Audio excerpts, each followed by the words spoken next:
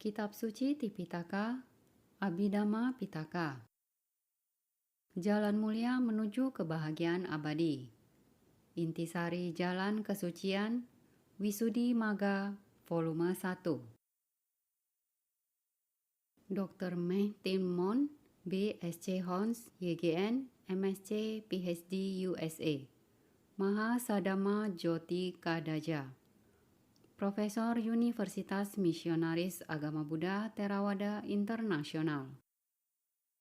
Penerjemah Haidir Tamrin. Editor Yang Mulia Bhikkhu Subhapanyo. Indonesia Tipitaka Center, Medan, 2012. Namo tassa bhagavato arahato sama sambuddhassa.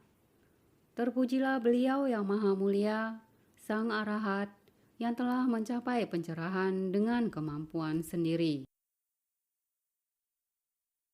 Bab 3, Kasinatana. Bagian 1, Objek meditasi khusus atau Pariharya Kammadhana. Untuk tujuan mengembangkan konsentrasi, apapun dari 40 objek meditasi yang cocok dengan watak seseorang bisa digunakan. Akan tetapi, proses pengembangan konsentrasi dengan Kasinatana akan dijelaskan di sini terlebih dahulu, karena paling mudah untuk menjelaskan 3 tahap meditasi, 3 jenis tanda meditasi, dan 3 jenis konsentrasi dengan objek meditasi ini. Kasinatana atau Pathawi Kasina adalah yang pertama dari 10 kasina yang merupakan alat-alat penting untuk mengembangkan 4 atau 5 rupa wacara jana dan juga 4 arupa wacara jana. 10 kasina ini juga membentuk dasar untuk pengembangan kekuatan gaib duniawi. Bagian 2, penyiapan sebuah kasinatana. Bagi seseorang yang dalam kehidupan lampau telah meninggalkan kehidupan berumah tangga untuk menjalankan kehidupan tak berumah tangga dalam ajaran seorang Buddha atau di luar itu sebagai seorang petapa atau resi dan telah mencapai penyerapan meditasi atau jhana pada kasinatana, ia mempunyai dukungan yang kuat dari latihan jhana dan kebajikan masa lampau. Jadi, ia bisa mengembangkan gambar yang diperoleh atau ugaha nimitta dari kasinatana dengan melihat sebidang tanah yang tidak dibuat. Misalnya tanah yang dibajak atau lantai pengirik. Sebagai contoh, ketika Malakathera sedang melihat sebidang tanah yang dibajak, tanda ukuran tanah itu muncul dalam dirinya. Ia memperluas tanda itu, memusatkan perhatian padanya dan mencapai 5 jhana, yakni 5 rupa wacara jhana. Lalu dengan mengembangkan pandangan terang dengan jhana sebagai dasar, ia mencapai kearahatan. Akan tetapi bagi seseorang yang tidak mempunyai pengalaman lampau demikian, ia seyogianya membuat sebuah kasinatana sesuai dengan petunjuk-petunjuk yang telah ia pelajari dari seorang guru. Ia seyogianya menghindari 4 cacat dari kasinatana karena gangguan warna biru, kuning, merah, atau putih. Jadi, alih-alih menggunakan tanah liat yang berwarna demikian, ia seyogianya membuat kasina dari tanah liat dengan warna fajar. Ia seyogianya membuat kasina ini tidak di tengah-tengah wihara, tempat para samanera atau orang-orang lewat, tetapi di suatu tempat tertutup di pinggir wihara, baik di bawah batu yang menganjur atau gua besar, maupun di dalam sebuah pondok daun. Ia bisa membuatnya sebagai kasina yang tetap atau yang bisa dipindahkan. Sebuah kasinatana yang tetap seyogianya dibuat dengan memancangkan tiang-tiang ke dalam tanah dalam bentuk kelopak bunga teratai, mengikatnya dengan tumbuhan menjalar di sekelilingnya. Sejumlah tanah yang sesuai disebarkan di atas tanah yang dibatasi itu, yaitu di atas tempat yang sudah dipancangkan tiang-tiang dalam bentuk kelopak bunga teratai yang diikat dengan tumbuhan menjalar di sekelilingnya itu, dan sebuah cakram yang berdiameter 1 jengkal dan 4 jari. kira-kira 1 kaki atau 30,48 cm.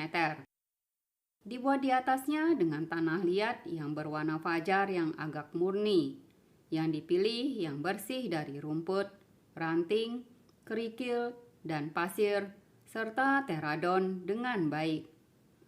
Untuk membuat sebuah kasina tanah yang bisa dipindahkan, sepotong kain, kulit, atau tikar dilumuri dengan tanah liat berwarna fajar yang agak murni dan bersih dalam bentuk sebuah cakram dengan ukuran yang sudah disebutkan. Pada saat tugas pendahuluan, cakram itu seyogianya diletakkan di atas tanah dan diperhatikan. Cakram tanah liat berwarna fajar itu seyogianya dihaluskan dengan sebuah sendok semen batu untuk membuatnya sehalus permukaan gendang. Sebuah sendok semen kayu seyogianya tidak digunakan untuk menghaluskan karena akan mengubah tanah liat itu menjadi warna yang buruk. Sekarang, kasina tanah itu siap untuk digunakan. Bagian 3, perenungan kasina tanah. Seorang meditator seyogianya duduk di atas tempat duduk setinggi 1 jengkal 4 jari dan berjarak 2,5 hasta dari cakram kasina. Kira-kira 4 kaki. 1 hasta sama dengan jarak dari siku tangan ke ujung jari tangan. Karena kasina tidak akan tampak jelas baginya jika ia duduk lebih jauh dari itu, jika ia duduk lebih dekat dari itu, cacat-cacat dalam kasina itu akan kelihatan. Jika ia duduk lebih tinggi, ia harus melihat kasina itu dengan membungkukkan lehernya. Jika ia duduk lebih rendah, lututnya akan sakit. Lalu ia seyogianya merenungkan bahaya dari nafsu indriawi dengan cara yang dimulai dengan objek-objek indriawi hanya memberikan sedikit kesenangan. Majjhima Nikaya, volume 1, halaman 91. Ia seyogianya meningkatkan keinginan yang kuat untuk mencapai jhana. Karena itu bertujuan untuk melepaskan diri dari nafsu indriawi dan juga bertujuan untuk membebaskan diri dari semua penderitaan. Berikutnya, ia seyogianya meningkatkan kegiuran atau piti dengan merenungkan sifat-sifat Buddha, Dhamma, dan Sangha. Ia juga seyogianya mengembangkan sikap hormat dalam latihan dengan berpikir. Nah, ini adalah latihan yang dijalankan oleh semua Buddha, Paceka Buddha, dan siswa-siswa mulia. Lalu ia seyogianya meningkatkan upaya keras dengan berpikir, saya pasti akan mengetahui cita rasa dari kebahagiaan kesunyian atau Viveka Sukha. Sesudah itu, ia seyogianya membuka mata secukupnya, melihat dengan batin tanda yang terlihat oleh mata pada kasina tanah, dan melanjutkan untuk mengembangkannya. Jika ia membuka mata terlalu lebar, mata akan menjadi lelah dan cakram kasina itu menjadi terlalu jelas, yang mencegah munculnya tanda meditasi atau bhavana nimitta. Jika ia membuka mata terlalu sedikit, cakram kasina itu tidak jelas. Batinnya mengantuk, yang juga mencegah munculnya tanda meditasi atau nimitta. Jadi, ia seyogianya melihat tanda itu dan mengembangkannya dengan mata terbuka secukupnya, seolah-olah ia sedang melihat pantulan dari wajahnya di cermin. Warna fajar dari kasina seyogianya tidak dipikirkan, meskipun tidak bisa dipungkiri bahwa itu terlihat oleh kesadaran mata. Jika seseorang memberi perhatian pada warna, meditasinya akan tercampur dengan meditasi kasina warna. Juga ciri sifat keras dari unsur tanah seyogianya tidak diperhatikan untuk membedakan meditasi pada kasina tanah dengan meditasi pada unsur. Sebaliknya, tanpa mengabaikan warna itu, meditator seyogianya memusatkan perhatiannya pada cakram kasina sebagai tanah, terus merenungkannya dengan salah satu dari nama-nama untuk tanah, misalnya Pathavi, Pathavi, atau tanah, tanah.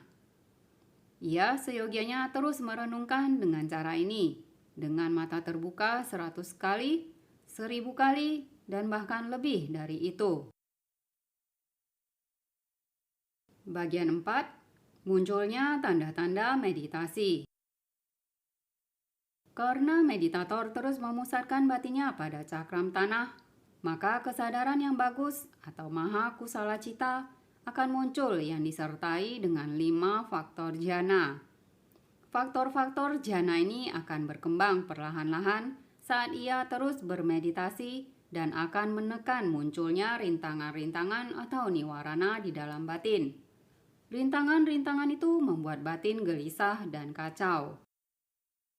Karena faktor-faktor jhana tumbuh lebih kuat dan rintangan-rintangan melemah, batin menjadi lebih dan lebih terpusat pada objek meditasi. Pada saat batin telah menjadi agak tenang dan mantap, meditator seyogianya menutup matanya sebentar untuk melihat apakah ia telah mendapatkan tanda yang diperoleh atau ugaha nimitta itu. Jika ia tidak melihat tanda apapun, ia seyogianya terus merenungkan Pathavi, Pathavi, atau tanah, tanah, dengan mata terbuka, dengan memusatkan perhatiannya pada cakram tanah itu. Bila ia bisa melihat kasina tanah itu di dalam batinnya dengan mata tertutup, sejelas yang telah ia lihat dengan mata terbuka, maka ia dikatakan telah mendapatkan tanda yang diperoleh, atau ugaha nimitta. Ia seyogianya merenungkan tanda yang diperoleh itu sebagai Pathavi, Pathavi, atau tanah, tanah, dengan mata tertutup sampai tanda itu menjadi stabil dan mantap. Sekarang, ia tidak perlu berdiam di sana lagi. Ia seyogianya kembali ke tempat tinggalnya dan terus mengembangkan tanda yang diperoleh itu dengan duduk di dalam tempat tinggalnya. Jika konsentrasi baru yang masih tidak stabil itu hilang karena mengalami suatu hal yang tidak sesuai, maka ia akan kehilangan tanda yang diperolehnya. Jika ini terjadi, ia seyogianya kembali ke tempat kasinah tanah itu disimpan dan mengembangkan tanda yang diperoleh itu lagi. Setelah kembali ke tempat tinggalnya, ia seyogianya duduk dengan tenang dan merenungkan tanda yang diperoleh itu dengan mata tertutup sebagai Pathavi, Pathavi, atau tanah, tanah, dengan upaya keras, seolah-olah sedang membuatnya berulang-ulang dengan pikiran benar. Ia berusaha untuk mencegah pikirannya mengembara dengan menariknya kembali ketika pikiran mengembara. Jika rasa sakit atau ketidaknyamanan muncul dalam tubuhnya, ia seyogianya sebisa mungkin membiarkannya, mengabaikannya, dan memusatkan perhatiannya pada tanda yang diperoleh. Bila rasa sakit itu menjadi tak tertahankan, ia boleh dengan penuh kesadaran mengubah posisi tubuhnya untuk mengurangi rasa sakit. Karena ia terus merenungkan tanda itu, rintangan-rintangan akhirnya menjadi tertekan. Kotoran batin mereda, batin menjadi terpusat dengan konsentrasi akses, dan tanda pasangan lawan muncul, Patibhaga nimitta. Tanda yang diperoleh muncul di dalam batin meditator ketika ia telah mengembangkan konsentrasi pendahuluan, atau parikama samadhi, sampai tahap tertentu. Tanda atau gambar ini identik dengan objek meditasi awal seperti kasina tanah, dan tanda itu muncul di dalam batin karena ia telah melihat objek meditasi awal itu dengan mata terbuka. Semua cacat seperti goresan-goresan dan tanda-tanda jari pada kasina tanah tampak jelas pada tanda yang diperoleh. Tanda yang diperoleh berubah ke tanda pasangan lawan ketika meditator mencapai konsentrasi akses atau yang mendekati. Tanda pasangan lawan muncul seolah-olah keluar dari tanda yang diperoleh dan 100 kali, 1000 kali lebih murni, seperti cermin yang dikeluarkan dari sarung kulitnya, seperti piringan yang terbuat dari induk mutiara yang digosok dengan baik, seperti bulatan cahaya bulan yang keluar dari awan, seperti bangau-bangau putih yang terbang dari balik awan hitam. Akan tetapi, tanda pasangan lawan atau patibhaga nimitta tidak mempunyai warna maupun bentuk. Karena jika ada, maka akan dapat dilihat oleh mata. Akan tampak kasar dan direnungkan dengan pandangan terang sesuai dengan 3 corak kehidupan. Tanda ini hanya muncul dari persepsi dalam diri seseorang yang telah mencapai konsentrasi akses. Tanda ini jauh lebih stabil daripada tanda yang diperoleh.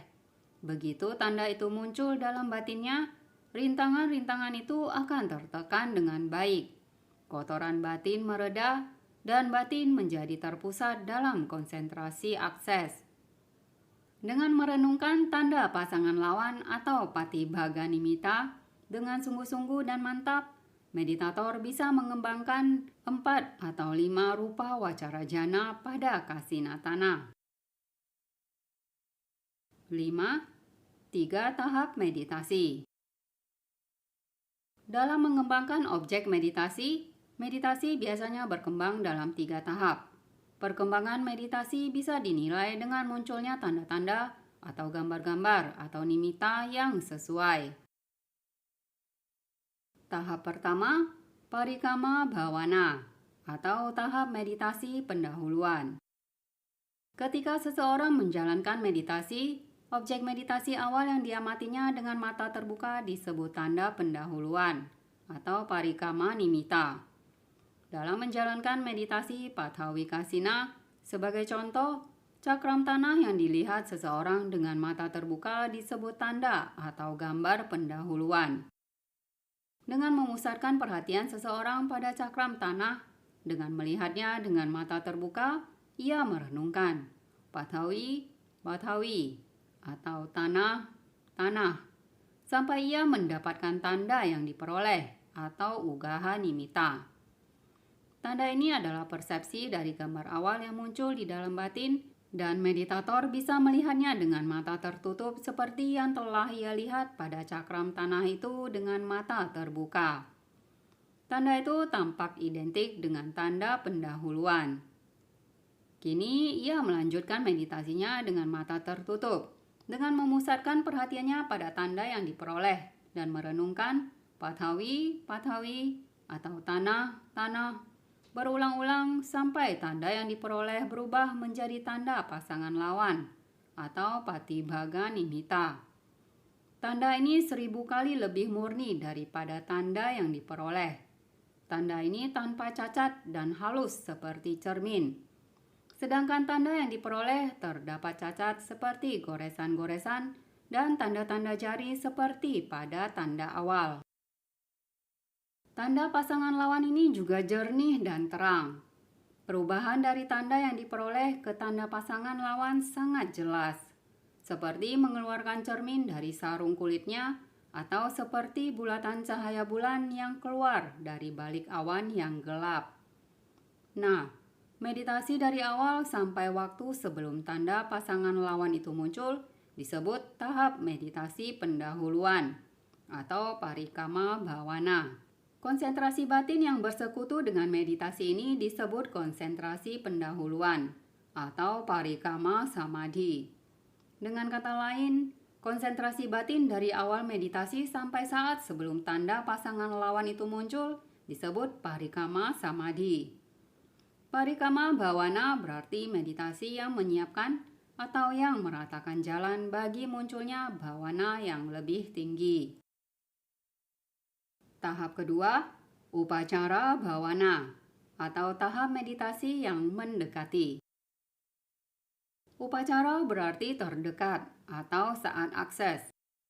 Upacara bhavana adalah meditasi yang telah sampai pada tahap yang mendekati jhana, magga, dan phala. Ini boleh juga dianggap sebagai meditasi yang akan memasuki tahap penyerapan meditasi yang disebut appana bhavana. Parikama bhavana itu sendiri dikembangkan menjadi upacara bhavana. Objek dari upacara bhavana tidak lagi merupakan tanda yang diperoleh atau ugaha nimitta, tetapi itu adalah tanda pasangan lawan atau patibhaga nimitta. Konsentrasi yang bersekutu dengan upacara bhavana disebut upacara samadhi, yang diterjemahkan sebagai konsentrasi yang mendekati atau konsentrasi akses. Konsentrasi ini hanya berada di bawah konsentrasi penyerapan meditasi.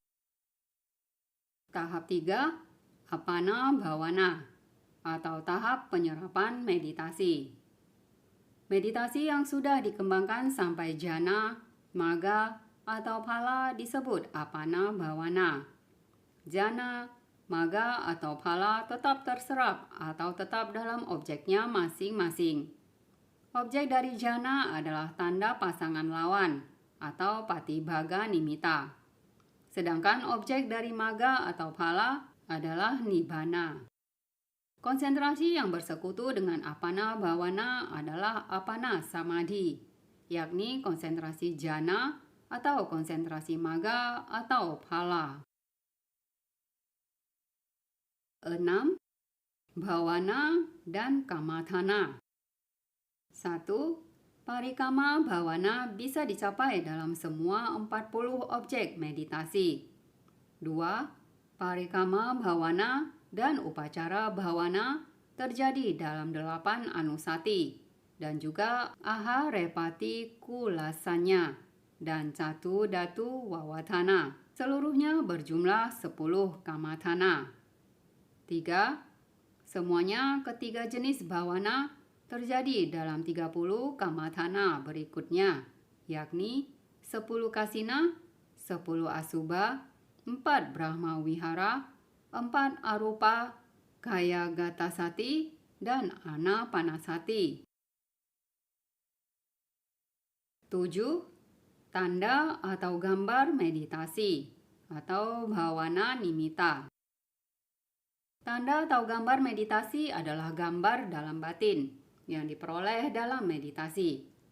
3 jenis gambar meditasi yang perlu diperhatikan yaitu 1. Parikama nimitta atau tanda pendahuluan. Ini adalah tanda meditasi awal yang dilihat seseorang di dalam batin ketika ia melihat objek meditasi. Misalnya kasina tanah dengan mata terbuka. Ini adalah objek dari meditasi pendahuluan. 2. Ugaha nimitta atau tanda atau gambar yang diperoleh. Ketika meditasi dilanjutkan, meditator menemukan bahwa ia bisa mengamati objek meditasi, sebagai contoh kasina tanah, tanpa melihatnya secara langsung. Tanda atau gambar ini identik dengan tanda atau gambar awal pendahuluan, mencakup semua cacat, misalnya goresan-goresan atau tanda-tanda jari. Ia telah memperoleh tanda itu di dalam batinnya dan ia bisa melihatnya dengan mata tertutup. Tanda yang diperoleh ini masih tidak mantap dan tidak jelas. Tanda ini muncul ketika batin telah mencapai tahap konsentrasi tertentu. Tanda ini juga merupakan objek dari meditasi pendahuluan. 3. Patibhaga nimitta, gambar atau tanda pasangan lawan. Ketika meditasi dilanjutkan, pada titik ketika konsentrasi mencapai konsentrasi yang mendekati, tanda yang diperoleh tiba-tiba berubah menjadi tanda yang terang, jelas, dan mantap. Tanda ini berkali-kali lebih terang dan lebih jelas daripada tanda yang diperoleh. Tanda ini sepenuhnya bebas dari cacat, misalnya ketidakrataan, ketidakhalusan, dan sebagainya yang mungkin ada pada objek asli. Tanda ini tidak berpindah, seolah-olah tanda ini menetap di mata. Begitu tanda pasangan lawan ini muncul, tahap upacara bhavana atau konsentrasi yang mendekati tercapai. Tanda ini adalah objek dari upacara bhavana dan juga apana bhavana. 8. Perbedaan antara tanda yang diperoleh atau ugaha nimitta dan tanda pasangan lawan atau patibhaga nimitta. Tanda yang diperoleh atau ugaha nimitta muncul di dalam batin meditator ketika ia telah mengembangkan konsentrasinya sampai pada tahap tertentu. Tanda atau gambar ini identik dengan objek meditasi awal bila objeknya adalah sebuah kasina atau sesosok mayat Dan tanda ini muncul di dalam batin seperti yang telah ia lihat pada objek meditasi awal dengan mata terbuka. Semua cacat seperti goresan-goresan dan tanda-tanda jari pada kasina tanah jelas kelihatan pada tanda yang diperoleh. Tanda yang diperoleh berubah ke tanda pasangan lawan atau patibhaga nimitta ketika meditator mencapai konsentrasi akses atau konsentrasi yang mendekati atau upacara samadhi. Tanda pasangan lawan muncul seolah-olah keluar dari tanda yang diperoleh, dan meskipun tanda ini muncul serupa dengan tanda yang diperoleh, tanda ini 100 kali, 1000 kali lebih murni, seperti cermin yang dikeluarkan dari sarung kulitnya, seperti piringan yang terbuat dari induk mutiara yang digosok dengan baik, seperti bulatan cahaya bulan yang keluar dari balik awan. Di dalam anapanasati dan beberapa objek meditasi lainnya, tanda yang diperoleh dan tanda pasangan lawan bisa muncul dalam bentuk apapun, tergantung pada persepsi dari meditator. Tanda pasangan lawan hanya muncul dari persepsi dalam diri seseorang yang telah mencapai konsentrasi yang mendekati. Tanda ini jauh lebih stabil daripada tanda yang diperoleh. Begitu tanda ini muncul di dalam batin, rintangan-rintangan tertekan dengan baik, kotoran batin mereda, dan batin menjadi terpusat pada konsentrasi akses. 9. Gabungan praktis meditasi dengan tanda. Gabungan dari bhawana dengan nimitta akan dijelaskan dengan meditasi pada Pathawi Kasina. Pertama, parikama bhawana dan parikama nimitta. Meditator dengan penuh perhatian melihat cakram tanah dengan mata terbuka, merenungkan dalam batin, Pathawi, Pathawi, atau tanah, tanah. Mulai dari saat ini dan seterusnya, lingkaran tanah yang sedang ia lihat disebut parikama nimitta atau tanda pendahuluan, dan meditasi yang sedang dijalankan disebut parikama bhawana atau meditasi pendahuluan. Kedua, parikama bhawana dan ugaha nimitta. Setelah bermeditasi selama beberapa waktu, mungkin berminggu-minggu atau berbulan-bulan, meditator akan mampu menutup matanya dan membayangkan objek meditasi itu di dalam batinnya. Ini berarti bahwa ia bisa melihat cakram tanah itu dengan jelas di dalam batinnya seperti yang telah ia lihat dengan mata terbuka, meskipun matanya ditutup. Objek yang dibayangkan atau tanda yang diperoleh ini disebut ugaha nimitta. Meskipun tanda meditasi telah berubah, bhawananya masih tidak berubah.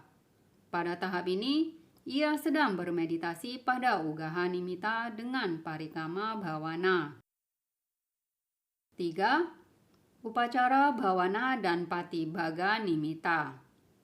Sejak tanda yang diperoleh itu muncul, maka tidak perlu untuk melihat cakram tanah asli itu lagi, kecuali konsentrasinya lenyap. Dengan memusatkan perhatian pada tanda yang diperoleh, ia terus bermeditasi. Pathawi, Pathawi, atau tanah, tanah. Bila konsentrasi batinnya mencapai konsentrasi yang mendekati atau upacara samadhi, tanda yang diperoleh berubah menjadi tanda pasangan lawan atau patibhaga nimitta. Perubahan ini sangat jelas dan mudah diperhatikan karena tanda pasangan lawan ini sangat berbeda dengan tanda yang diperoleh. Perubahan ini sama jelasnya seperti mengeluarkan sebuah cermin dari sarung kulitnya atau seperti sekumpulan bangau putih yang terbang keluar dari awan-awan gelap. Parikama bhawana kini ditingkatkan sampai pada tahap upacara bhawana, tahap meditasi yang mendekati, dengan tanda pasangan lawan sebagai objeknya. Meditasi kini berada pada tahap upacara bhawana dan patibhaga nimitta. Pada tahap ini, semua rintangan atau niwarana ditekan dan 5 faktor jana menjadi sangat kuat serta memfungsikan tugas-tugasnya secara efisien. Karenanya, batin menjadi terpusat dengan baik pada tanda pasangan lawan. Karena alasan ini, upacara bhawana juga disebut upacara jana. 4. Apana Bhawana dan Patibhaga Nimitta. Dengan memusatkan batinnya pada tanda pasangan lawan, meditator meneruskan meditasinya dengan merenungkan Pathavi, Pathavi atau tanah, tanah. Ketika tanda pasangan lawan ini kokoh dan tak tergoyahkan, tanda ini diperluas dengan kekuatan kehendaknya, inci demi inci, sampai tanda itu memenuhi setiap ruang di seluruh penjuru. Dengan memusatkan batinnya pada gambar abstrak Patibhaga Nimitta yang baru ini, ia terus bermeditasi. Pathavi, Pathavi atau tanah, tanah seperti sebelumnya. Jika ia adalah seorang yang cerdas dan cepat belajar, ia akan segera mencapai Apana Bhawana, yakni penyerapan meditasi ketika jhana pertama muncul. Jika ia adalah seorang yang lambat belajar, ia harus berusaha keras untuk mempertahankan tanda pasangan lawan itu dengan penuh perhatian. Dan jika ia terus bermeditasi dengan penuh perhatian, maka cepat atau lambat, ia juga akan mencapai rupa wacara jhana yang pertama. Kini, ia berada pada tahap Apana Bhawana dan Patibhaga Nimitta. Ini berarti bahwa objek meditasi Apana Bhawana juga merupakan tanda pasangan lawan dari Kasinatana. 10. Perbedaan antara konsentrasi akses dan konsentrasi jhana. Upacara samadhi, konsentrasi akses atau yang mendekati, adalah konsentrasi batin yang bersekutu dengan upacara bhawana. Bhawana ini adalah meditasi yang telah sampai pada tahap yang mendekati jhana, magga, atau phala. Dengan kata lain, upacara bhawana adalah meditasi yang akan memasuki tahap penyerapan meditasi yang disebut Apana Bhawana. Apana Samadhi, konsentrasi pada penyerapan meditasi, adalah konsentrasi batin yang bersekutu dengan Apana Bhawana, yang merupakan tahap penyerapan meditasi yang disebut jhana, magga, atau phala. Perbedaan antara upacara samadhi dan apana samadhi kini akan dijelaskan, yaitu pertama. Di dalam upacara samadhi, faktor-faktor jhana masih belum dikembangkan sepenuhnya. Sedangkan di dalam apana samadhi, faktor-faktor jhana dikembangkan sepenuhnya. Karenanya, apamana samadhi lebih kuat dari upacara samadhi. 2. Pada tahap upacara samadhi, bawangga cita atau kesadaran kelangsungan hidup masih bisa terjadi dan meditator atau yogi bisa masuk ke dalam keadaan tidak sadar. Jika ini terjadi, yogi mungkin berpikir bahwa segala sesuatu telah berhenti karena ia tidak sadar terhadap apapun dan bahwa ia telah mencapai nibbana. 3. Upacara samadhi tidak stabil dan bisa diumpamakan dengan seorang anak yang baru saja belajar berjalan. Karena anak itu mungkin akan sering jatuh ketika ia berjalan dan harus berjuang untuk bangun berulang-ulang. Jadi dengan cara yang sama, bila upacara samadhi digunakan sebagai dasar dari meditasi pandangan terang, akan sering jatuh ke parikama samadhi, dan yogi harus menjalankan samatha bhawana berulang-ulang untuk meningkatkan konsentrasi sampai upacara samadhi. Sebaliknya, apana samadhi itu stabil dan diumpamakan dengan seorang pria yang bisa berjalan berjam-jam tanpa terjatuh. Bila seorang yogi menggunakan apana samadhi sebagai dasar meditasi pandangan terang, ia bisa bermeditasi berjam-jam tanpa bahaya apapun kehilangan konsentrasinya. 4. Karena faktor-faktor jhana lebih dikembangkan di dalam apana samadhi daripada di dalam upacara samadhi, maka apana samadhi bersekutu dengan kegiuran atau piti yang lebih besar dan kebahagiaan atau suka yang lebih kuat. 5. Pada kedua tahap upacara samadhi dan apana samadhi, batin terbebas dari semua kotoran batin atau pariyuthana kilesa dan witikama kilesa. Jadi meditator dikatakan mencapai kemurnian batin atau cita wisuddhi. Di sini Kembali kotoran batin diredakan dan ditekan dengan kekuatan yang lebih besar dalam apana samadhi daripada dalam upacara samadhi. Dan yang disebutkan lebih dahulu atau apana samadhi jauh lebih stabil daripada yang belakangan atau upacara samadhi. 6. Batin yang bersekutu dengan samadhi yang lebih besar akan lebih kuat dan akan memancarkan cahaya yang lebih terang, lebih kuat, dan lebih tajam. Karenanya batin lebih efektif dalam menjalankan meditasi pandangan terang. Seorang yogi bisa menjalankan meditasi pandangan terang atau vipassana dengan menggunakan upacara samadhi ataupun apana samadhi sebagai dasar meditasinya. Jika ia menggunakan upacara samadhi sebagai dasar, maka jalannya ke nibbana disebut jalan vipassana yanika, yakni dengan menggunakan vipassana sebagai kendaraan. Jika ia menggunakan apana samadhi sebagai dasar dari meditasi pandangan terang, maka jalannya ke nibbana disebut jalan samatha yanika, yakni dengan menggunakan samatha sebagai kendaraan. Ini merupakan bukti bahwa samatha yanika lebih efektif daripada vipassana yanika. 11. Kesesuaian dan ketidaksesuaian atau sapaya dan asapaya. Meliputi 1. Tempat tinggal, 2. Tempat berpindapata, 3. Pembicaraan, 4. Orang, 5. Makanan, 6. Iklim, dan 7. Posisi tubuh. Hindari 7 jenis yang berbeda ini bila dirasakan tidak sesuai. Tetapi kembangkanlah yang sesuai. Karena seseorang yang melakukan demikian menemukan ia tidak perlu menunggu terlalu lama hingga keinginannya akan terpenuhi, penyerapan atau jhana. Telah disebutkan bahwa tanda pasangan lawan atau patibhaga nimitta muncul ketika meditator mencapai konsentrasi yang mendekati. Nah, sangatlah sulit untuk memperoleh tanda ini dan mencapai konsentrasi ini. Jadi, meditator seyogianya mengerahkan seluruh upayanya untuk memperluas tanda itu ke seluruh arah dan meningkatkan konsentrasinya sampai jhana pertama. Jika ia tidak bisa mencapai tujuan ini dengan cepat, maka ia harus menjaga tanda itu dengan tekun, seolah-olah itu adalah janin dari seorang raja dunia.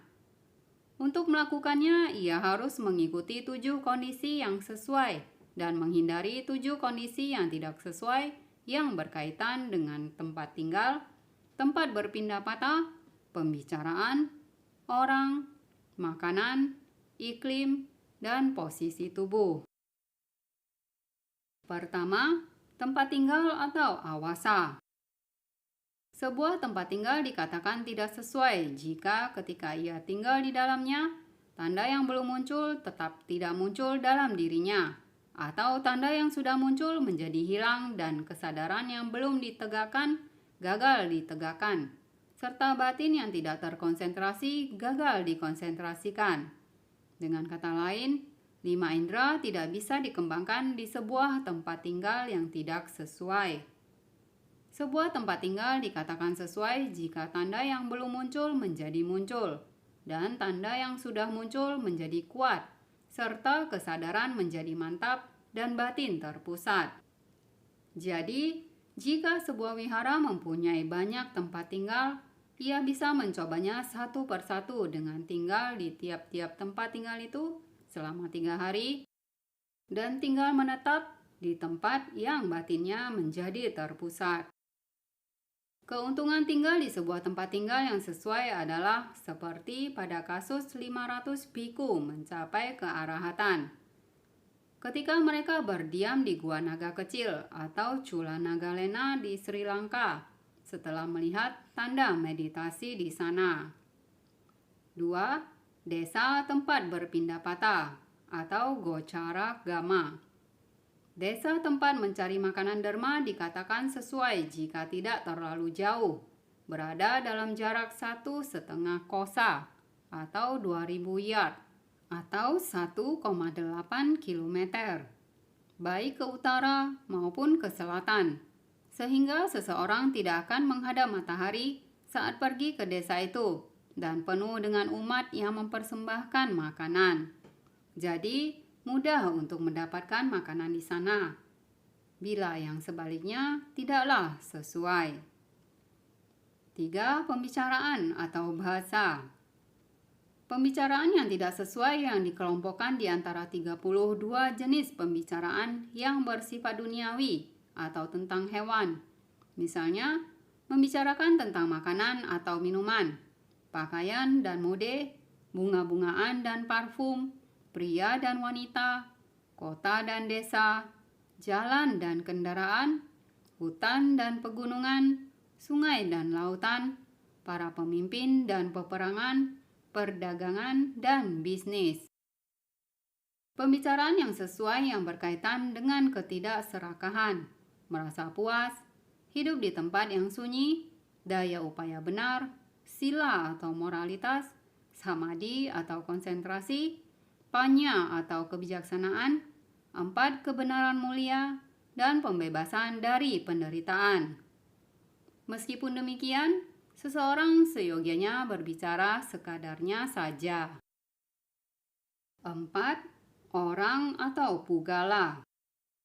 Orang yang tidak terlibat dalam pembicaraan yang bersifat duniawi, yang berbicara sekadarnya mengenai latihan mulia, yang memiliki sila, samadhi, dan panya, yang bila berkumpul dengannya, batin yang tidak terkonsentrasi menjadi terkonsentrasi, atau batin yang terkonsentrasi menjadi lebih mantap, adalah orang yang sesuai. Namun, orang yang sangat menyukai perawatan tubuhnya dan terlibat dalam pembicaraan yang bersifat duniawi adalah orang yang tidak sesuai, karena ia akan mengotori yang lain seperti air lumpur yang akan mengotori air bersih. 5. Makanan atau bojana, dan 6. Iklim atau utuh. Bagi sebagian orang, makanan yang manis-manis adalah sesuai. Untuk yang lain, makanan yang asam adalah sesuai. Demikian pula untuk sebagian orang, iklim yang dingin adalah sesuai. Untuk yang lain, iklim yang hangat adalah sesuai.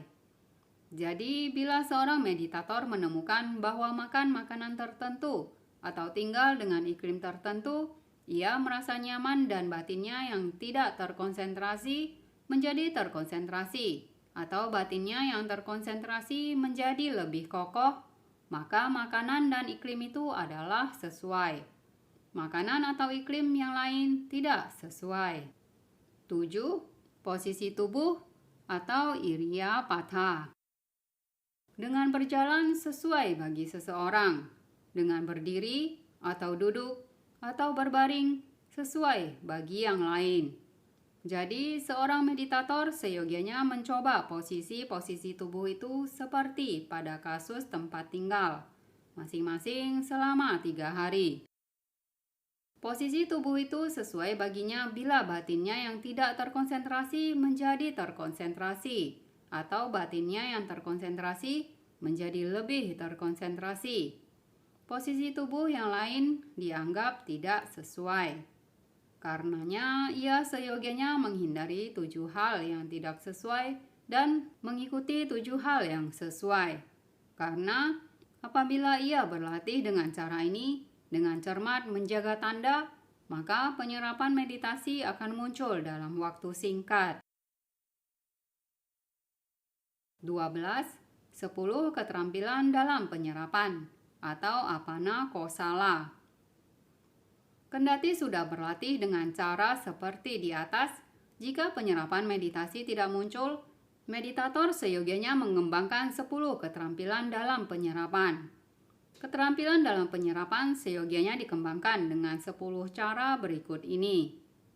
Pertama, membersihkan hal-hal dasar internal dan eksternal. Bila rambut, kepala, janggut, kuku, dan bulu badan panjang, dan tubuhnya kotor dengan keringat, maka hal-hal dasar internal fisik tidak bersih dan tidak murni. Dan bila jubahnya usang, kotor, dan berbau, atau tempat tinggalnya penuh dengan sampah, maka hal-hal dasar eksternal fisik tidak bersih dan tidak murni. Bila hal-hal dasar internal dan eksternal tidak bersih, maka pengetahuan yang bersekutu dengan kesadaran dan faktor-faktor batin yang menyertainya yang muncul dengan mengambil hal-hal dasar yang tidak bersih sebagai objeknya juga tidak bersih. Seperti cahaya nyala lampu yang dihasilkan dari lampu, sumbu, dan minyak yang kotor. Dan saat ia mengamati bentukan-bentukan atau sangkara dengan pengetahuan yang tidak bersih, maka bentukan-bentukan itu tidak akan jelas dan nyata baginya. Jadi, bila ia mengabdikan diri pada objek meditasinya, maka objek meditasinya tidak akan berkembang, tidak akan meningkat, dan tidak akan berhasil. Namun, bila hal-hal dasar internal dan eksternal bersih, maka pengetahuan yang bersekutu dengan kesadaran dan faktor-faktor batin yang menyertainya yang muncul dengan mengambil hal-hal dasar yang bersih sebagai objeknya juga bersih. Seperti cahaya dari nyala lampu yang dihasilkan dari lampu, sumbu, dan minyak yang bersih. Dan bila ia mengamati bentukan-bentukan dengan pengetahuan yang bersih, bentukan-bentukan itu menjadi jelas dan nyata baginya. Jadi, bila ia mengabdikan dirinya pada objek meditasinya, maka objek meditasinya akan berkembang, meningkat, dan berhasil.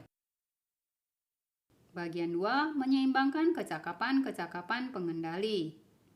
5 kecakapan pengendali atau indria, seyogianya seimbang satu sama lain sehingga kecakapan-kecakapan itu bisa melakukan fungsi-fungsinya dengan baik bersama-sama. A. Keyakinan seyogianya diseimbangkan dengan yang lainnya. Pertama-tama, keyakinan atau sada seyogianya diseimbangkan dengan kecakapan-kecakapan pengendali lainnya. Karena jika keyakinan kuat dan yang lainnya lemah, maka tidak mungkin bagi kecakapan semangat atau wirya untuk melakukan fungsinya yang menopang. Kecakapan kesadaran atau sati untuk melakukan fungsi mengamati. Kecakapan konsentrasi atau samadhi untuk melakukan fungsi agar batin tidak berhamburan. Kecakapan pemahaman atau panya untuk melakukan fungsi memahami, karena keyakinan yang kuat akan mengalahkan dan menekan kecakapan-kecakapan yang lain.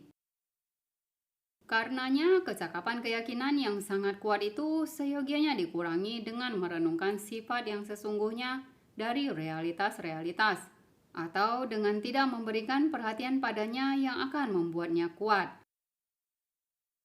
Ini dijelaskan melalui kisah Wakalitera. Kecakapan keyakinannya begitu kuat, sehingga ia tidak bisa menjalankan meditasi pandangan terang. Buddha mengajarkannya cara menyeimbangkan 5 kecakapan pengendali. Ketika ia mengikuti petunjuk Buddha, ia bisa menjalankan meditasi pandangan terang dan tidak lama kemudian mencapai kearahatan. Samyutta Nikaya, volume 3, halaman 119. B. Jika wirya indriya terlalu kuat. Lalu jika kecakapan semangat terlalu kuat, kecakapan keyakinan tidak bisa melakukan fungsinya yang membulatkan tekad. Juga kecakapan-kecakapan lainnya tidak bisa melakukan fungsinya masing-masing. Jadi dalam hal ini, semangat seyogianya dikurangi dengan mengembangkan ketenangan dan seterusnya. Ini dijelaskan melalui kisah Sonathera. Winaya Pitaka, volume 1, 179, 85. Anguttara Nikaya, volume 3, 374, 6. Demikian juga dengan yang lainnya.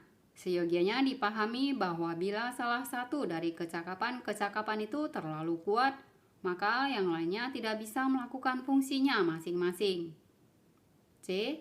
Menyeimbangkan keyakinan dengan pemahaman. Namun yang terutama disarankan adalah menyeimbangkan keyakinan atau sada dengan pemahaman atau panya dan konsentrasi atau samadhi dengan semangat atau wirya. Bagi seseorang yang kuat dalam keyakinan, lemah dalam pemahaman, biasanya akan menempatkan keyakinannya pada orang-orang yang tidak bajik dan percaya pada objek penghormatan yang salah. Ia yang kuat dalam pemahaman, lemah dalam keyakinan, cenderung bersifat tidak jujur dan licik, serta sulit disembuhkan, seperti penyakit yang justru disebabkan oleh obat. Seseorang yang kedua-duanya, yaitu keyakinan dan pemahamannya seimbang, yakin pada objek yang benar. D. Menyeimbangkan konsentrasi dengan semangat. Seseorang yang kuat dalam konsentrasi dan lemah dalam semangat akan dikuasai oleh kemalasan, karena konsentrasi memiliki sifat kemalasan. Ia yang kuat dalam semangat dan lemah dalam konsentrasi akan dikuasai oleh kegelisahan atau udaca, karena semangat memiliki sifat kegelisahan. Akan tetapi, konsentrasi yang berpasangan dengan semangat tidak bisa jatuh dalam kemalasan. Juga semangat ketika berpasangan dengan konsentrasi tidak bisa jatuh dalam kegelisahan. Jadi hal-hal ini juga seyogianya diseimbangkan, karena penyerapan muncul dengan keseimbangan dari keduanya. E. Menyeimbangkan konsentrasi dengan keyakinan. Selanjutnya, konsentrasi dan keyakinan seyogianya diseimbangkan. Seseorang yang bekerja dengan konsentrasi membutuhkan keyakinan yang kuat, karena dengan keyakinan dan kepercayaan yang demikianlah ia mencapai penyerapan. F. Menyeimbangkan konsentrasi dengan pemahaman. Kemudian konsentrasi dan pemahaman seyogianya diseimbangkan. Seseorang yang bekerja dengan konsentrasi membutuhkan kemanunggalan batin atau ekagata yang kuat, karena itulah cara ia mencapai penyerapan. Dan seseorang yang bekerja dengan meditasi pandangan terang membutuhkan pemahaman yang kuat, karena itulah cara ia mencapai penembusan tentang corak-corak kehidupan. Akan tetapi dengan keseimbangan keduanya, ia juga mencapai penyerapan. G. Kesadaran yang kuat diperlukan dalam segala hal. Namun, kesadaran yang kuat diperlukan dalam segala hal. Kesadaran tidak perlu diseimbangkan dengan kecakapan apapun. Semakin kuat kesadaran, semakin baik. Karena kesadaran menjauhkan batin dari kegelisahan, yang mana batin mungkin jatuh ke dalamnya. Karena keyakinan, semangat, dan pemahaman memiliki sifat kekacauan dan kegelisahan, menjauhkan batin dari kemalasan, yang mana batin mungkin jatuh ke dalamnya. Karena konsentrasi memiliki sifat kemalasan.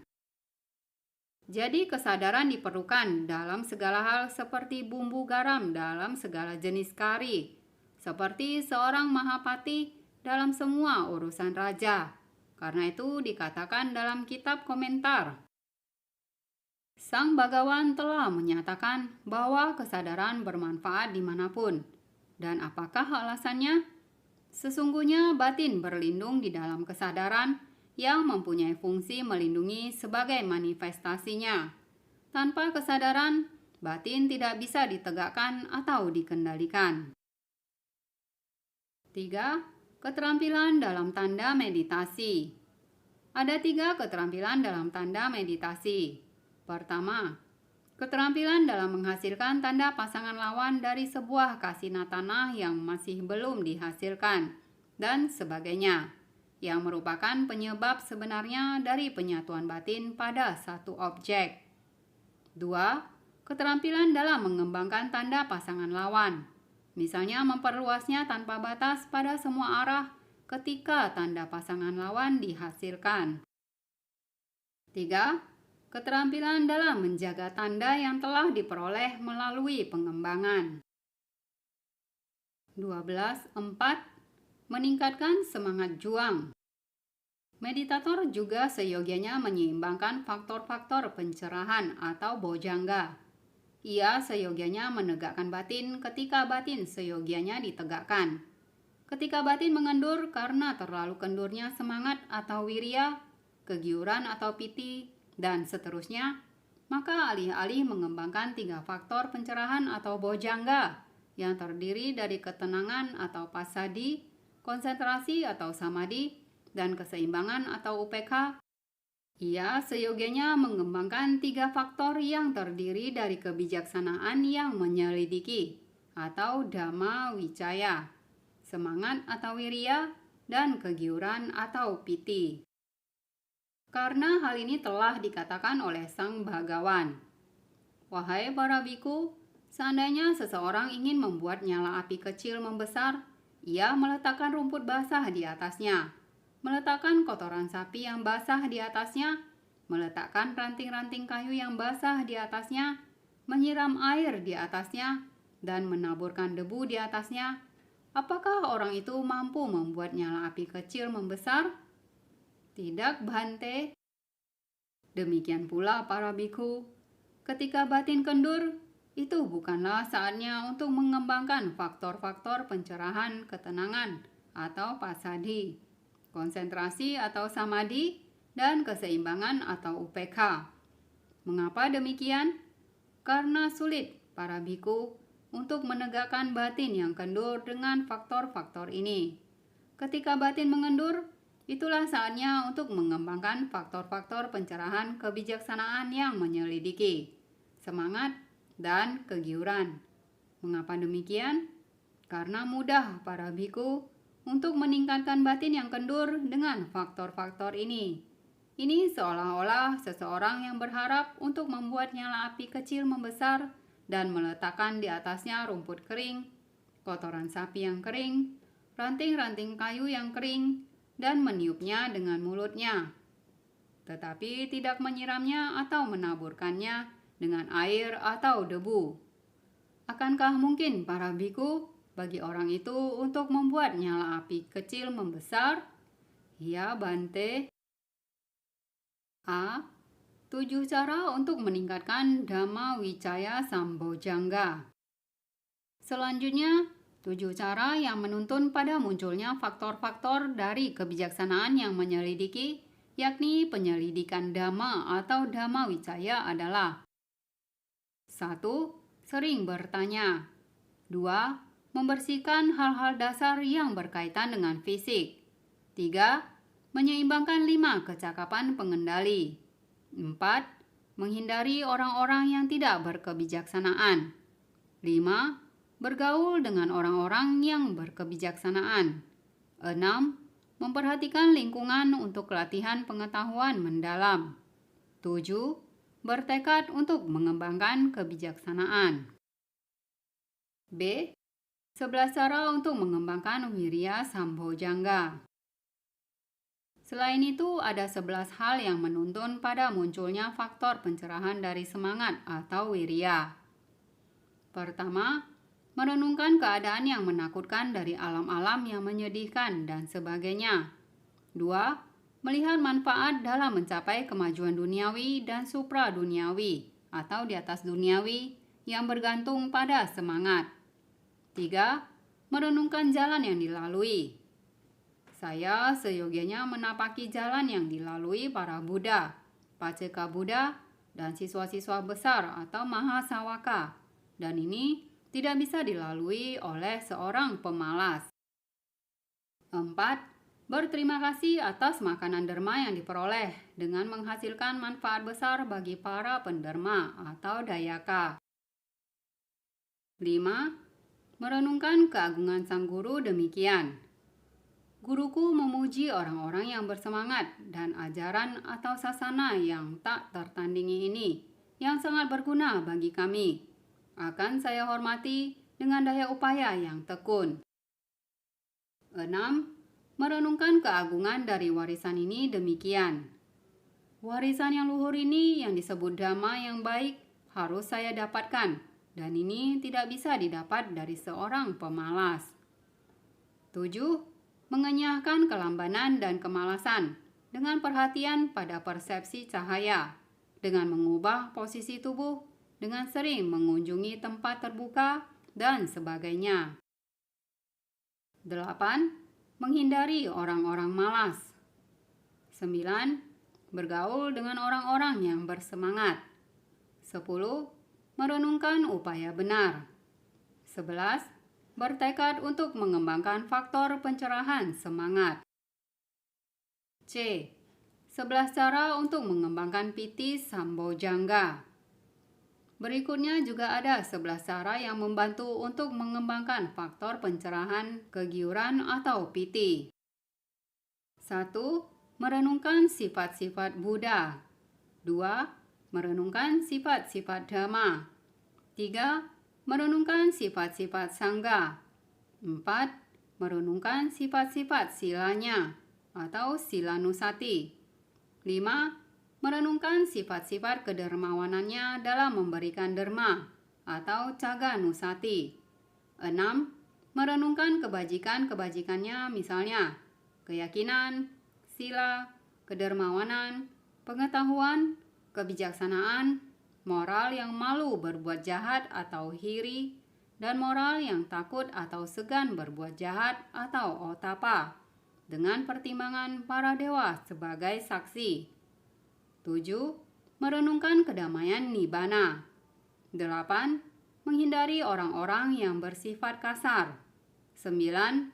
Bergaul dengan orang-orang yang bersifat ramah. 10. Merenungkan khotbah-khotbah Buddha yang patut dihormati. 11.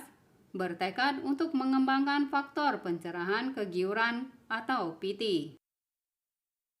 Jadi dengan mengembangkan hal-hal ini sebaik-baiknya, ia mengembangkan faktor pencerahan kebijaksanaan yang menyelidiki atau Dhamma Wicaya, faktor pencerahan semangat atau wirya, dan faktor pencerahan kegiuran atau piti. Dengan cara ini, ia menegakkan batin pada saat batin perlu ditegakkan. 12.5. Mengendalikan batin pada saat batin perlu dikendalikan. Ketika batin gelisah karena semangat kuat yang berlebihan dan seterusnya, maka alih-alih mengembangkan faktor-faktor pencerahan dari kebijaksanaan yang menyelidiki atau Dhamma Wicaya, semangat atau wirya, dan kegiuran atau piti, ia seyogyanya mengembangkan faktor-faktor pencerahan dari ketenangan atau pasadi, konsentrasi atau samadhi, dan keseimbangan atau upekha.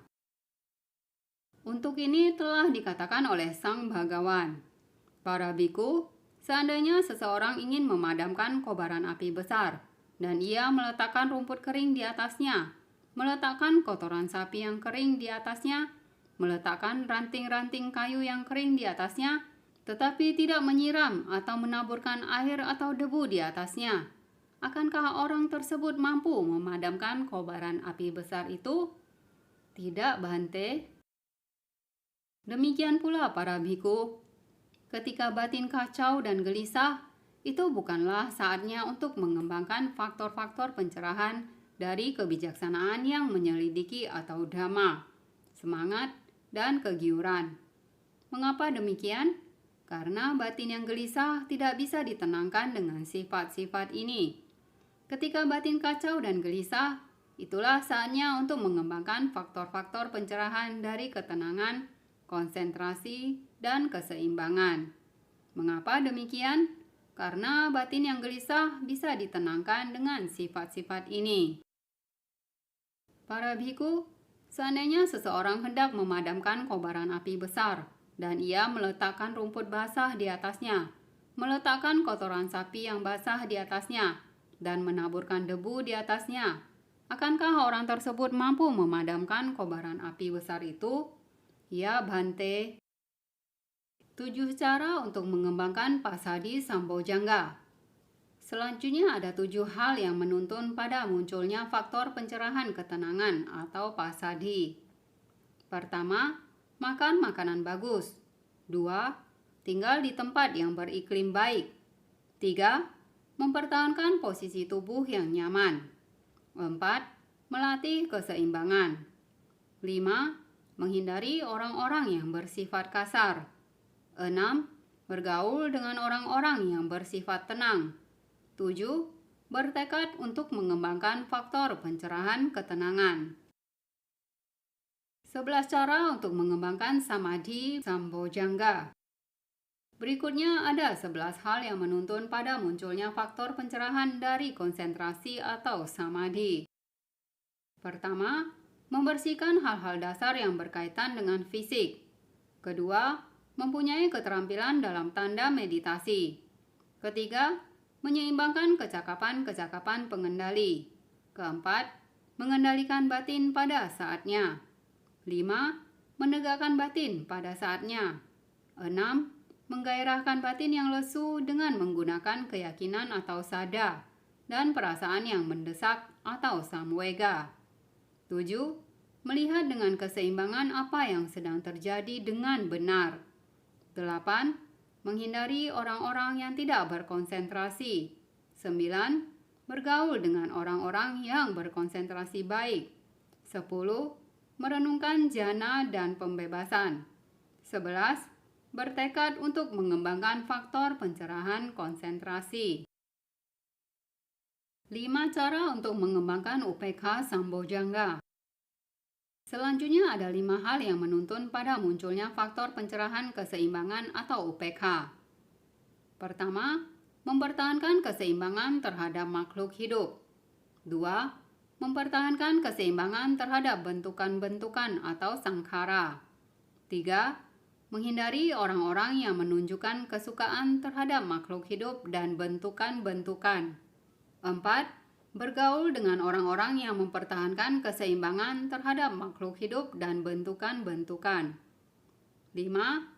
Bertekad untuk mengembangkan faktor pencerahan keseimbangan. Jadi, dengan meningkatkan hal-hal ini dengan cara ini, ia mengembangkan faktor-faktor pencerahan dari ketenangan, konsentrasi, dan keseimbangan. Inilah caranya ia mengendalikan batin pada saat batin perlu dikendalikan. 12.6. Menggairahkan batin pada saat batin perlu digairahkan.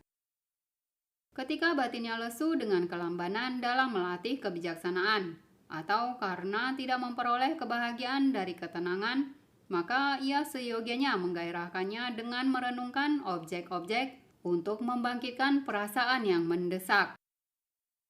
Objek-objek ini adalah kelahiran, usia tua, sakit, kematian, penderitaan dari alam-alam celaka, penderitaan yang berakar dari lingkaran kelahiran kembali pada masa lampau, penderitaan yang berakar dari lingkaran kelahiran kembali pada masa mendatang, penderitaan yang berakar dari pencarian makanan pada masa kini.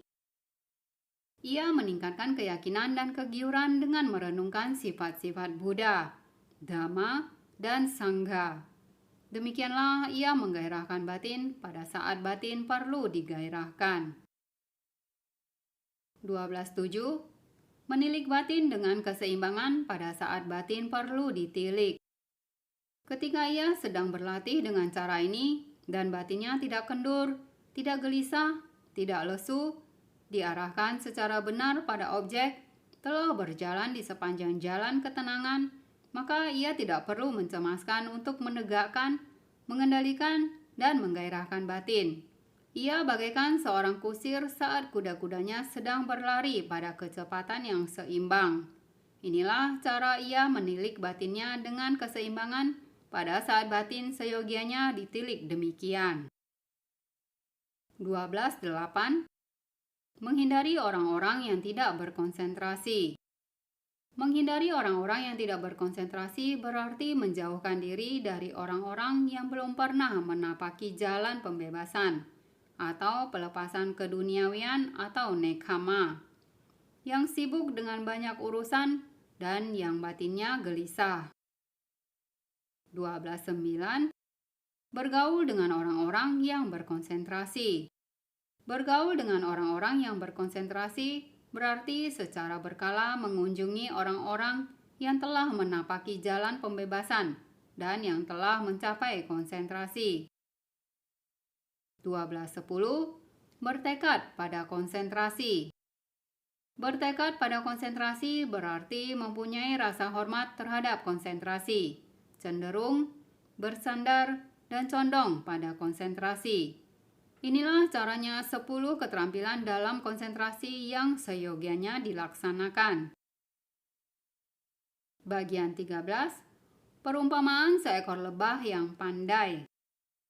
Ketika seekor lebah yang terlalu pandai mengetahui bahwa bunga-bunga sedang bermekaran di sebuah pohon, Ia terbang dengan tergesa-gesa, melewati pohon itu, lalu berputar kembali, dan tiba ketika serbuk sari dan madu bunganya sudah habis. Seekor lebah dungu yang lain juga mengetahui tentang bunga-bunga itu. Ia terbang dengan kecepatan lambat dan mencapai pohon itu ketika serbuk sari dan madu bunganya sudah habis. Sebaliknya, seekor lebah yang pandai terbang dengan kecepatan seimbang, tiba dengan mudah di tempat yang penuh dengan bunga-bunga, mengambil serbuk sari dan madu bunganya sebanyak yang ia suka, mengubahnya menjadi madu dan menikmati rasanya. Demikian pula, ketika tanda meditasi muncul, seorang biku mengerahkan semangatnya berpikir, "Saya akan segera mencapai penyerapan atau jhana." Batinnya menjadi kacau dan gelisah karena semangat yang berlebihan dan ia tidak mampu mencapai penyerapan. Seorang biku yang lain yang melihat kelemahan dalam pengerahan semangat yang berlebihan mengendurkan semangatnya berpikir, "Apalah gunanya penyerapan bagiku saat ini?" Batinnya karena semangat yang terlalu kendur menjadi malas, jadi ia juga tidak mampu mencapai penyerapan. Akan tetapi, biku yang lain membebaskan batinnya dari kemalasan.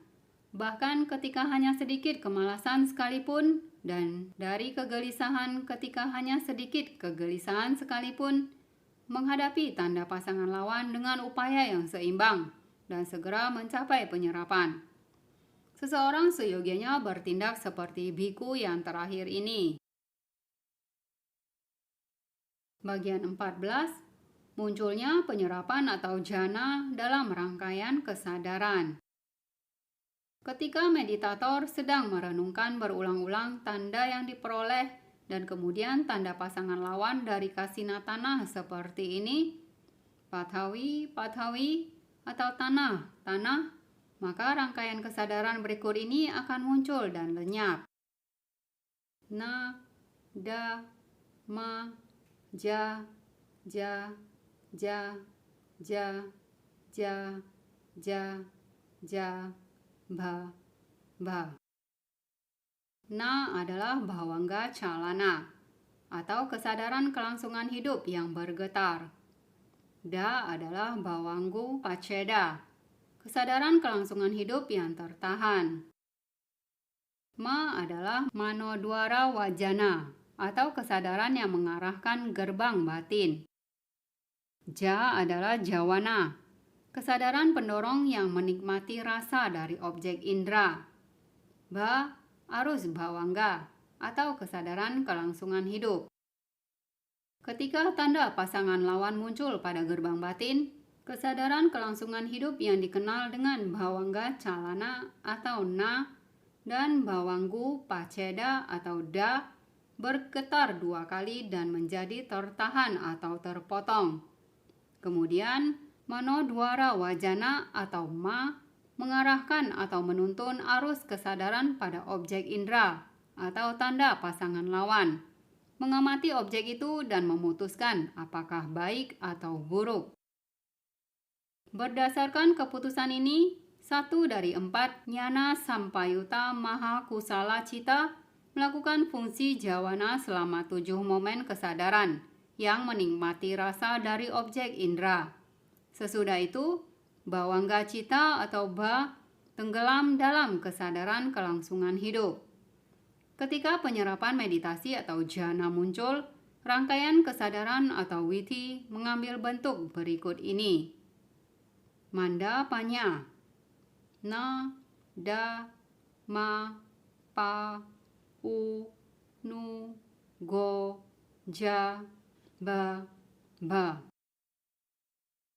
Tikha panya, na, da, ma, u, nu, go, ja, ba.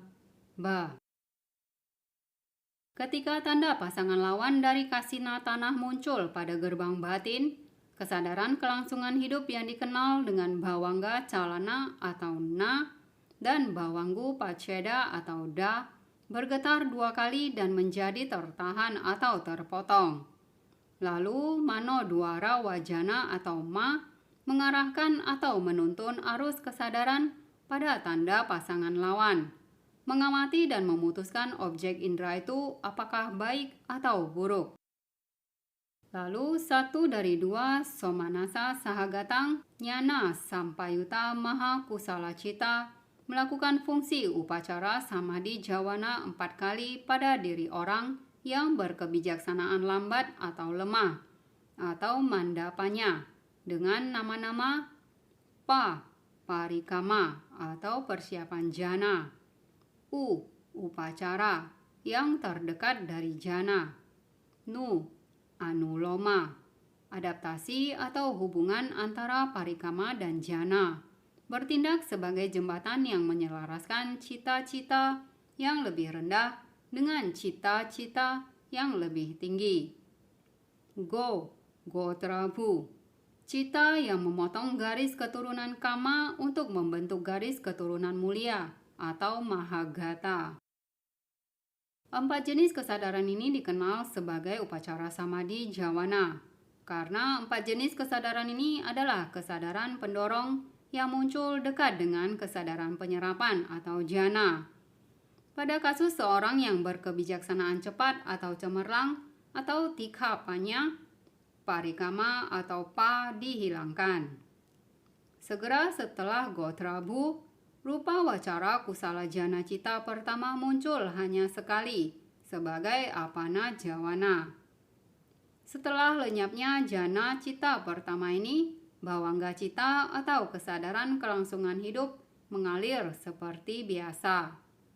Dalam mengembangkan jana-jana yang lebih tinggi, rangkaian kesadaran muncul seperti di atas, sebagai ganti rupa wacara kusala jana cita pertama, rupa wacara kusala jana cita kedua, atau rupa wacara kusala jana cita ketiga, atau rupa wacara kusala jana cita keempat akan muncul sekali untuk menjalankan fungsi sebagai apana jawana.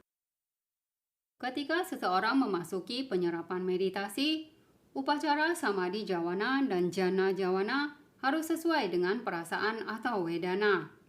Dalam metode jana bertingkat 4 menghitung rupa wacara jana. 3 jana yang pertama disertai dengan sukha atau perasaan bahagia. Maka jana-jana itu adalah somanasa cita. Karenanya dalam kasus-kasus ini, upacara samadhi jawana pasti adalah somanasa sahagatang jnana sampayuta maha kusala cita. Dalam kasus rupa wacara jana keempat disertai dengan perasaan netral, maka upacara samadhi jawana pasti adalah upekha sahagatang jnana sampayuta maha kusala cita. Bagian 15. Rangkaian kesadaran dalam pencapaian jana. Samapati berarti pencapaian. Seseorang yang telah mencapai rupa wacara kusala jana pertama bisa memasuki keadaan penyerapan meditasi yang sesuai dengan jana itu kapanpun ia mau. Jika ia berlatih dengan baik, ia bisa dengan cepat memasuki keadaan penyerapan kegiuran dan berdiam dalam keadaan penyerapan selama 1 jam, 2 jam, dan seterusnya sampai 7 hari dalam sekali duduk. Selama penyerapan kegiuran, jana cita muncul berulang-ulang dan secara spontan memusatkan batin pada tanda pasangan lawan dari objek meditasi seperti kasinatana. Bawangga cita atau kesadaran kelangsungan hidup tertekan dengan baik, sehingga rangkaian kesadaran lain yang menyadari objek-objek indera yang lain tidak akan muncul. Kegiatan dari gerbang-gerbang indera yang lain selain gerbang batin sepenuhnya tertahan, sehingga meditator tidak akan mendengar suara apapun. Ia juga tidak akan mengetahui objek indera yang lain selain tanda pasangan lawan. Oleh sebab itu, ia berdiam tidak bergerak dan tidak akan melakukan kegiatan lain apapun. Keadaan penyerapan kegiuran seperti keadaan tidak sadar, tetapi itu bukanlah keadaan tidak sadar, pun bukan keadaan terhipnosis. Selama keadaan kegiuran, batin tetap jernih, tenang, bening, dan penuh waspada, menikmati kebahagiaan jana dan kegiuran yang unik. Seseorang yang mencapai seluruh rupa wacara jana dan arupa wacara jana bisa memasuki penyerapan kegiuran yang sesuai dengan jana apapun. Akan tetapi, ia harus memasuki jana pertama terlebih dahulu. Lalu dengan menghilangkan witaka dan wicara, ia memasuki jana kedua. Lalu dengan menghilangkan piti, ia memasuki jana ketiga dan seterusnya. Rangkaian kesadaran dari jana samapati berjalan sebagai berikut. Mandapanya: na, da, ma, pa, u, nu, go, ja, ja. Berkali-kali ba. Tikapanya: na, da, ma, u, nu, go, ja, ja. Berkali-kali ba. Untuk mengembangkan konsentrasi sampai tahap jana, meditator merenungkan dan mengamati tanda pasangan lawan dari kasina tanah yang telah ia capai sebelumnya. Dengan memusatkan batinnya pada tanda pasangan lawan itu, ia merenungkan berulang-ulang seperti ini: Pathavi, Pathavi, atau tanah, tanah. Ketika konsentrasi mencapai keadaan jana, rangkaian kesadaran di atas muncul. Ini serupa dengan rangkaian kesadaran jana. Tetapi jana cita muncul berkali-kali tanpa terhenti melalui periode penyerapan kegiuran. Tanda pasangan lawan dari kasina tanah muncul pada gerbang batin yang menyebabkan kesadaran kelangsungan hidup bergetar 2 kali dan menjadi tertahan, atau na, da. Kemudian mano dwara wajana atau ma mengamati tanda itu dan memutuskan apakah baik atau buruk. Kemudian salah satu dari 2 somanasa sahagatang nyana sampayuta maha kusala cita mengambil upekha sahagatang untuk memasuki rupa wacara jana atau arupa wacara jana keempat yang berfungsi sebagai parikama atau dihilangkan pada orang yang tikhapanya. Upacara, anuloma, dan gotrabhu. Kemudian rupa wacara kusala jana pertama atau kedua, ketiga, keempat, atau arupa wacara jana, cita berfungsi berkali-kali sebagai apana jawana. Ketika penyerapan meditasi berlalu, bawangga cita tenggelam dalam kesadaran kelangsungan hidup.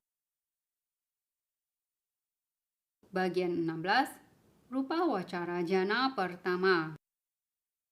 Ketika meditator memasuki dan berdiam dalam rupa wacara jana pertama, ia agak terasingkan dari nafsu-nafsu indriawi dan juga terasingkan dari hal-hal yang tidak bermanfaat. Nafsu-nafsu indriawi tentunya bertentangan dengan jana. Ketika nafsu-nafsu indriawi muncul, jana tidak akan terjadi. Sama seperti ketika terjadi kegelapan, tidak akan ada cahaya lampu. Dan hanya dengan melepaskan nafsu-nafsu indriawi, maka jana dapat dicapai. Sama seperti tepi sungai seberang, hanya dapat dicapai dengan melepaskan tepi sungai sebelah sini. Ketika yogi atau meditator berdiam dalam jana, ia juga terasingkan dari rintangan-rintangan yang lain. Keterasingan di sini berarti keterasingan secara jasmani, keterasingan secara batin, dan keterasingan dengan menekan rintangan-rintangan yang bertentangan dan berlawanan terhadap faktor-faktor jana. Rupa wacara jana pertama merupakan gabungan dari 5 faktor jana, yaitu witaka, wicara, piti, sukha, ekagata. Pengerahan batin awal atau witaka tidak selaras dengan kelambanan dan kemalasan. Pengerahan batin yang terus-menerus tidak selaras dengan keraguan-raguan. Kegiuran atau piti tidak selaras dengan niat jahat. Kebahagiaan atau sukha tidak selaras dengan kegelisahan dan kecemasan. Dan konsentrasi atau samadhi tidak selaras dengan nafsu-nafsu indriawi. Dalam rupa wacara jana pertama, 5 faktor jana dikembangkan sepenuhnya sehingga faktor-faktor jana itu bisa menjaga batin agar tetap terpusat pada tanda pasangan lawan.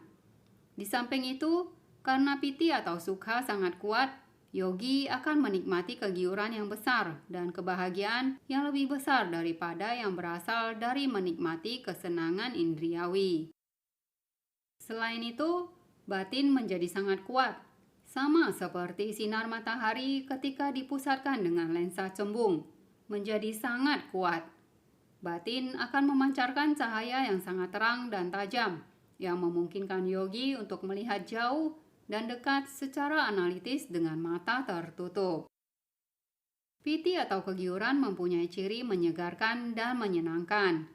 Fungsinya adalah untuk menyegarkan tubuh dan batin, atau meliputi tubuh dan batin dengan kegiuran. Kegiuran diwujudkan sebagai kegembiraan, terdiri dari 5 jenis: kegiuran kecil, kegiuran sementara, kegiuran yang menghujani, kegiuran yang mengangkat, dan kegiuran yang menyebar.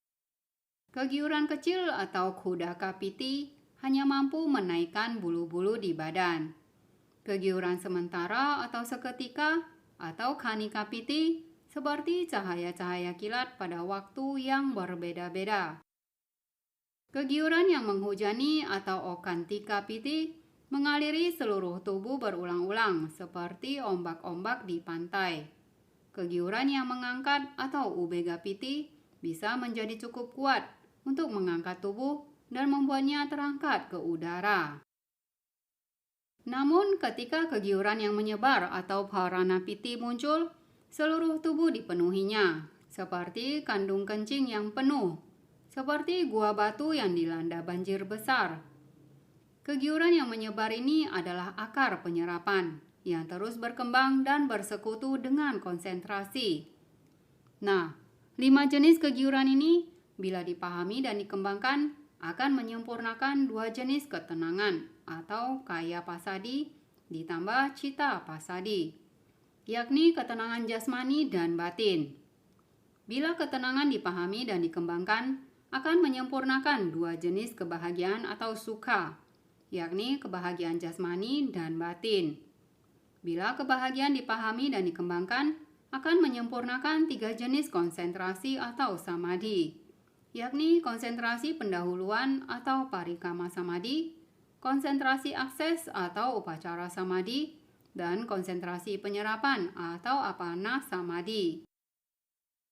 Adapun kebahagiaan atau sukha menghentikan dan melenyapkan penderitaan jasmani dan batin. Kebahagiaan atau sukha mempunyai ciri menjadi senang.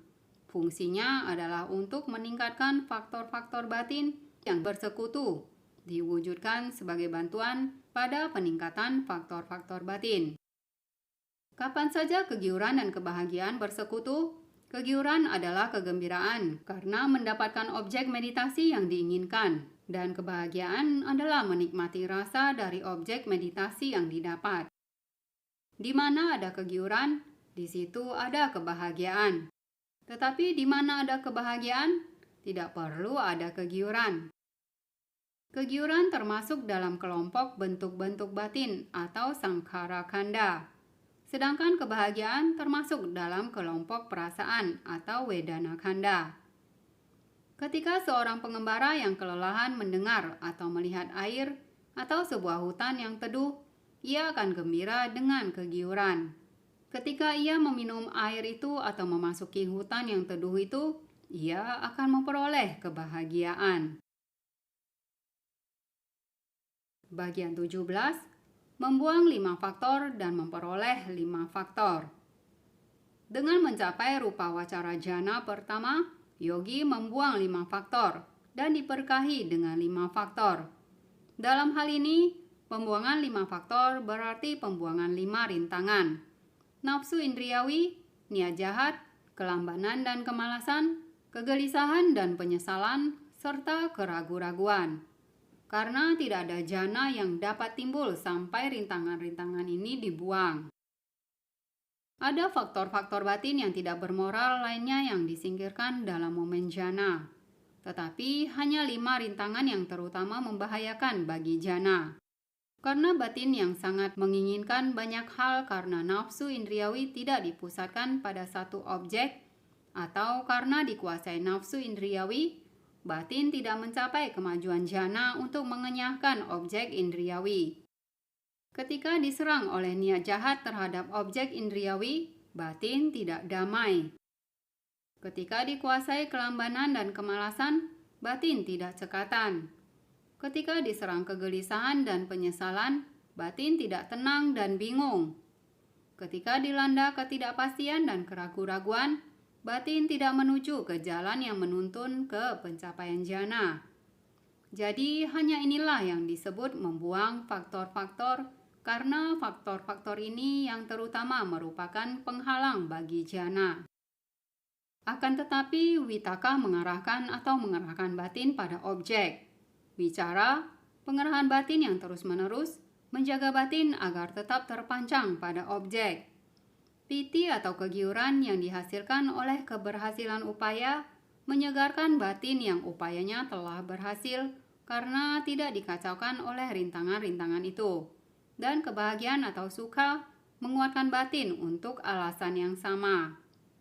Lalu ekagata atau kemanunggalan batin yang dibantu oleh pengarahan ini, pemancangan ini, penyegaran ini, dan penguatan ini secara seimbang dan benar memusatkan batin dengan faktor-faktor batin yang bersekutu lainnya pada objek.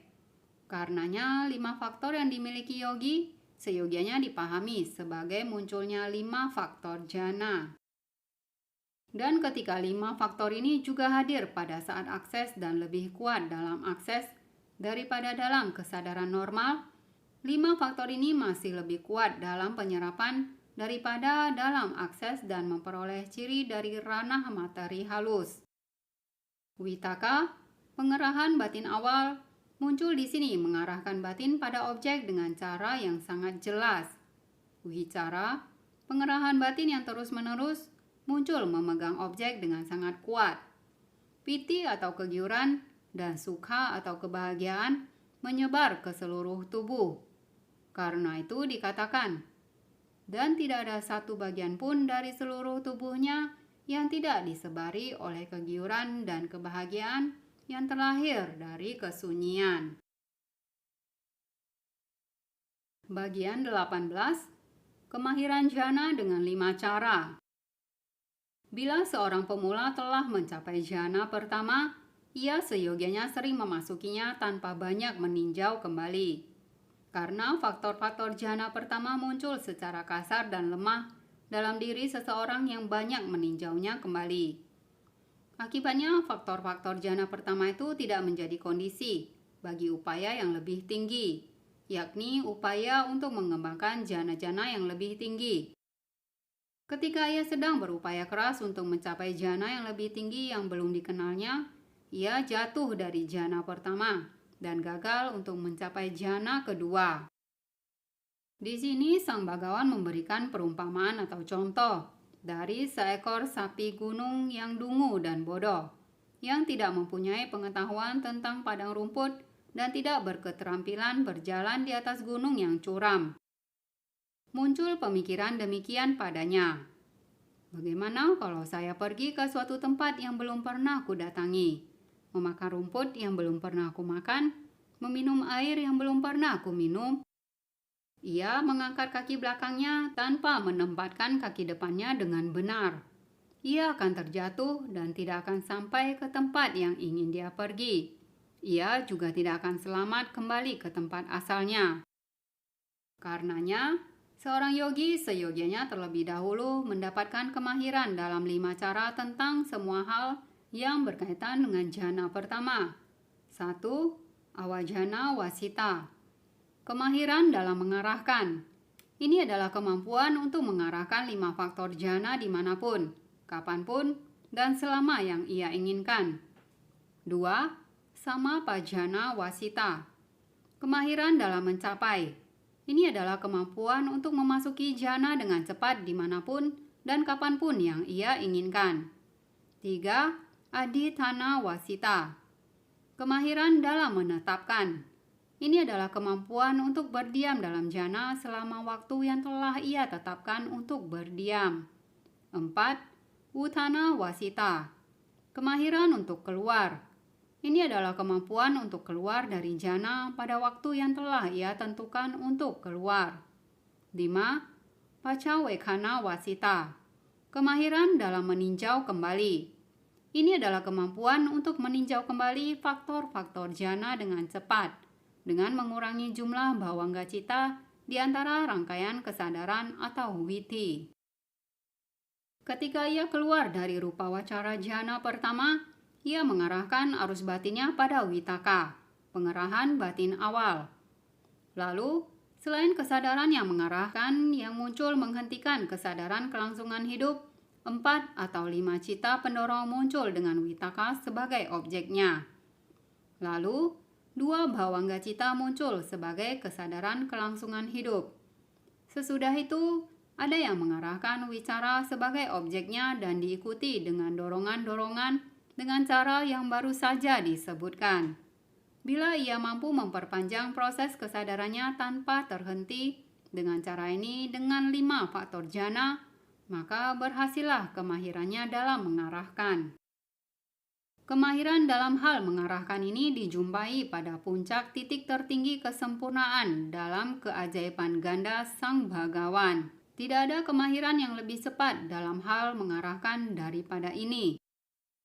Kemahiran dalam mencapai jana dengan cepat ditunjukkan oleh Maha Moggallana yang mulia, melalui kemampuan beliau untuk memasuki jana dengan cepat dalam menjinakkan Nandopananda, sang Raja Naga. Kemahiran untuk memasuki jana selama waktu yang tepatnya 1 jentikan jari atau 10 jentikan jari disebut kemahiran dalam menetapkan jangka waktu penyerapan.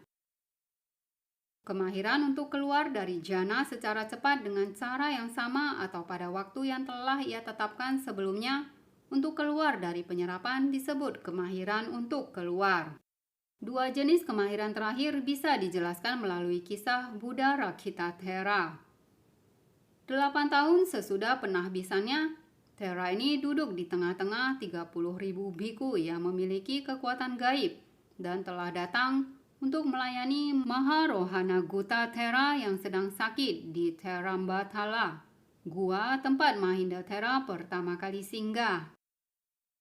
Beliau melihat Raja Burung Supana sedang menukik dari langit, bermaksud untuk menangkap Raja Naga yang sedang mempersembahkan bubur nasi kepada Sang Thera yang sedang sakit.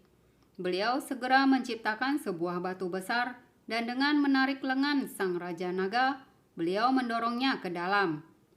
Sang Raja Burung Supana membentur batu itu dan terbang menjauh. Sang Thera senior atau Mahathera berkata, "Awuso, jika Buddha Rakhita tidak berada di sini, mungkin kita semua sudah patut dipersalahkan." Bagian 19, rupa wacara jana kedua.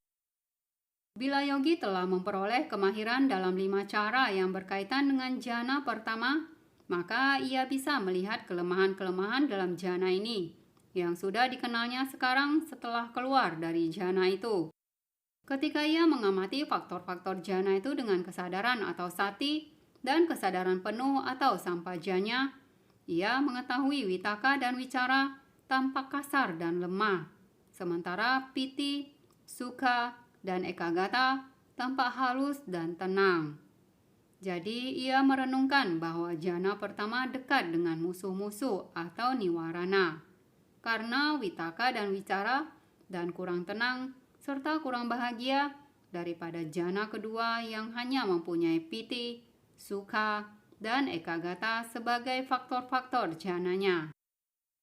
Oleh karena itu, ia memotong kemelekatannya pada jana pertama, mengingat kembali tanda pasangan lawan dari Kasinatanah dan merenungkan Pathavi, Pathavi atau tanah berulang-ulang tanpa membiarkan witaka wicara muncul dalam batin. Ia melakukan hal ini dengan tujuan meninggalkan faktor-faktor jana yang kasar dan mengembangkan faktor-faktor yang damai. Mengetahui bahwa kini rupa wacara jana kedua akan muncul, ia berusaha untuk mengembangkan 3 tahap meditasi atau bhavana dalam urutan biasa yang terdiri dari patikama, upacara, dan apana bhavana. Kulminasi atau puncak dari meditasi ini adalah pencapaian rupa wacara jana kedua. Ketika batinnya tetap terpusat pada tanda pasangan lawan selama 1 jam, 2 jam atau lebih, maka ia mencapai jhana kedua. Ketika ia memeriksa faktor-faktor jhana itu, ia mengetahui tiada vitaka dan wicara, dan hanya ada piti, sukha, dan ekagata. Jhana kedua lebih tenang dan lebih bahagia daripada jhana pertama. Ia kemudian berlatih untuk memperoleh kemahiran dalam 5 cara yang berkaitan dengan jhana kedua.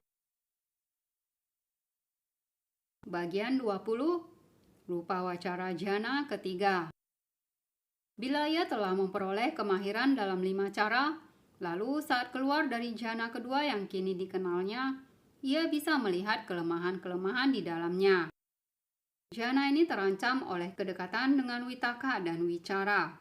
Selain itu, kegiuran atau piti adalah suatu bentuk kegembiraan batin sehingga piti yang muncul ini kasar dan lemah.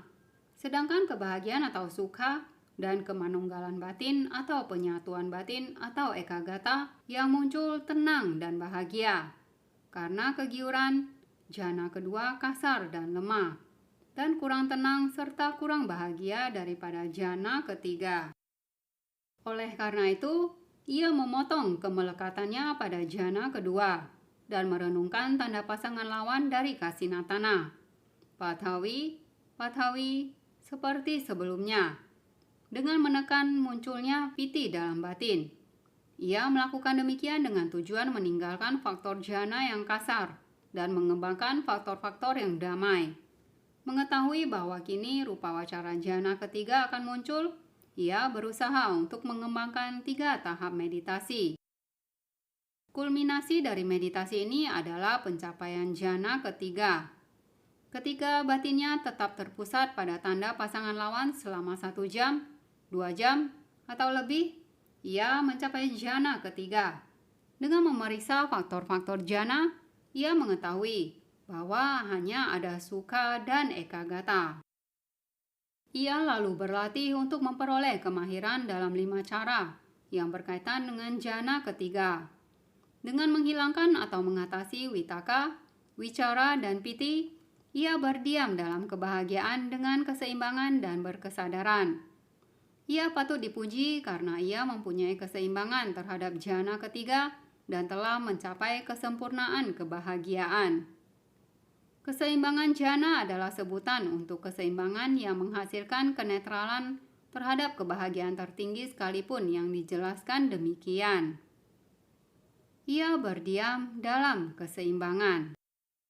Vibhanga, halaman 245. Kebahagiaan yang bersekutu dengan rupa wacara jhana ketiga dianggap sebagai kebahagiaan duniawi tertinggi. Bagian 21, rupa wacara jhana keempat. Bila ia telah memperoleh kemahiran dalam 5 cara, lalu saat keluar dari jhana ketiga yang kini dikenalnya, ia bisa melihat kelemahan-kelemahan di dalamnya. Jhana ini terancam oleh kedekatannya dengan kegiuran atau piti, dan batin yang berkaitan dengan kebahagiaan atau sukha, membuatnya kasar dan lemah. Sedangkan keseimbangan perasaan atau upekha dan kemanunggalan batin atau penyatuan batin atau ekagata yang muncul tenang dan damai. Karena sukha, jhana ketiga kasar dan lemah, kurang tenang dan kurang damai daripada jhana keempat. Oleh karena itu, ia memotong kemelekatannya pada jhana ketiga dan merenungkan tanda pasangan lawan dari kasinatana, pathavi, seperti sebelumnya, dengan menekan munculnya sukha dalam batin. Ia melakukan demikian dengan tujuan meninggalkan faktor jhana yang kasar dan mengembangkan faktor-faktor yang damai. Mengetahui bahwa kini rupa wacara jhana keempat akan muncul, ia berusaha untuk mengembangkan 3 tahap meditasi. Kulminasi dari meditasi ini adalah pencapaian jhana keempat. Ketika batinnya tetap terpusat pada tanda pasangan lawan selama 1 jam, 2 jam atau lebih, maka ia mencapai jhana keempat. Pada saat memeriksa faktor-faktor jhana, ia mengetahui bahwa hanya ada upekha dan ekagata. Dengan mengabaikan kesenangan jasmani dan penderitaan jasmani, dan dengan hilangnya kegembiraan dan kesedihan sebelumnya, ia memasuki dan berdiam dalam rupa wacara jana keempat. Ia lalu berlatih untuk memperoleh kemahiran dalam 5 cara yang berkaitan dengan jana ini.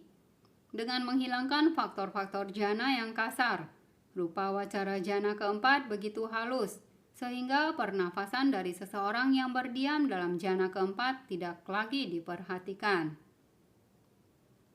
Rupa wacara jana keempat tidak memiliki rasa sakit ataupun rasa senang, dan memiliki kemurnian kesadaran karena keseimbangannya. Kesadaran dan juga faktor-faktor batin yang bersekutu lainnya dijernihkan, dimurnikan, dan dibeningkan dengan keseimbangan. Kemurnian kesadaran ini dan konsentrasi kuat yang bersekutu membuat rupa wacara jana keempat sebagai landasan terbaik untuk menjalankan meditasi pandangan terang. Bagian 22. Rupa wacara jana bertingkat 5. Ada 2 cara mengembangkan rupa wacara jana. Metode bertingkat 4 atau metode bertingkat 5. Metode bertingkat 4 yang lebih umum telah dijelaskan di atas. Perbedaan dalam kedua metode itu adalah dalam meninggalkan witaka dan wicara sekaligus atau satu persatu setelah mencapai jana pertama. Bagi orang-orang yang berkebijaksanaan cepat, mereka menghilangkan witaka dan wicara sekaligus untuk naik ke jana kedua. Namun bagi orang-orang yang berkebijaksanaan lambat, mereka tidak bisa menghilangkan witaka dan wicara secara bersamaan. Mereka harus menghilangkan faktor-faktor jana satu persatu untuk naik ke jana-jana yang lebih tinggi. Oleh karena itu, bagi orang-orang yang berkebijaksanaan lambat, ada 5 rupa wacara jana. Seseorang yang berkebijaksanaan lambat terlebih dahulu mengembangkan rupa wacara jana pertama dan melatihnya untuk memperoleh kemahiran dalam 5 cara seperti yang telah dijelaskan di atas. Ia keluar dari jana pertama yang kini dikenalnya dan melihat kelemahan-kelemahan di dalamnya dengan cara ini. Jana ini terancam oleh kedekatannya dengan rintangan-rintangan dan faktor-faktor jananya dilemahkan oleh kekasaran dari pengerahan batin awal atau witaka. Akibatnya, jana pertama kurang tenang dan kurang bahagia daripada jana kedua yang memiliki wicara, piti, sukha, dan ekagata sebagai faktor-faktor jananya. Oleh karena itu, ia memotong kemelekatannya pada jana pertama, mengingat kembali tanda pasangan lawan dari kasinatana dan merenungkan patawi berulang-ulang tanpa membiarkan witaka muncul dalam batin. Ia melakukan demikian dengan tujuan untuk meninggalkan faktor kasar atau witaka dan mengembangkan faktor-faktor jana lainnya yang damai. Mengetahui bahwa kini rupa wacara jana kedua akan muncul, ia berusaha untuk mengembangkan 3 tahap meditasi. Kulminasi dari meditasi ini adalah pencapaian jana kedua. Ketika batinnya tetap terpusat pada tanda pasangan lawan selama 1 jam, 2 jam atau lebih, maka ia mencapai rupa wacara jana kedua dengan wicara, piti, sukha, dan ekagata sebagai faktor-faktor jananya. Ia lalu berlatih untuk memperoleh kemahiran dalam 5 cara yang berkaitan dengan jana ini. Saat keluar dari jana kedua yang kini dikenalnya, ia bisa melihat kelemahan-kelemahan di dalamnya dengan cara ini. Jana ini terancam oleh kedekatannya dengan witaka, dan faktor-faktornya dilemahkan oleh kekasaran dari pengerahan batin yang terus-menerus atau wicara. Akibatnya, jana kedua ini kurang tenang dan kurang bahagia daripada jana ketiga yang tidak mempunyai wicara di antara faktor-faktor jananya. Oleh karena itu, ia memotong kemelekatannya pada jana kedua, mengingat kembali tanda pasangan lawan dari kasinatana dan merenungkan patawi berulang-ulang tanpa membiarkan witaka dan wicara muncul dalam batin. Ia melakukan demikian dengan tujuan meninggalkan faktor kasar atau wicara dan mengembangkan faktor-faktor jana berikutnya yang damai. mengetahui bahwa kini rupa wacara jhana ketiga akan muncul. Ia berusaha untuk mengembangkan 3 tahap meditasi. Kulminasinya adalah pencapaian jhana ketiga. Ketika batinnya tetap terpusat dengan baik pada tanda pasangan lawan selama 1 jam, 2 jam, atau lebih, maka ia mencapai rupa wacara jhana ketiga dengan piti, sukha, dan ekagata sebagai faktor-faktor jhananya. Ia lalu berlatih untuk memperoleh kemahiran dalam 5 cara yang berkaitan dengan jhana ini.